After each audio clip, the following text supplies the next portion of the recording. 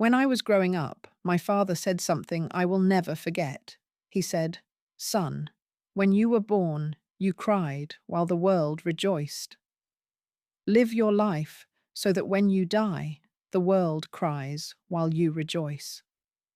We live in an age where we've forgotten the true meaning of life.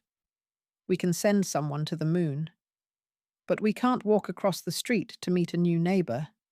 We can fire a missile with perfect accuracy across the world, but we miss a simple date with our children to go to the library. We have email, fax, and mobile phones to stay connected.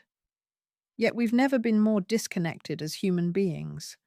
We have lost our humanity. We have lost our purpose. We have lost sight of what truly matters. So, as you begin this book, I ask you, who will cry when you die? How many lives will you touch while you're alive? What impact will you leave on future generations?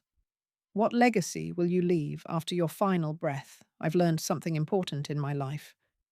If you don't act on life, life acts on you. Days become weeks,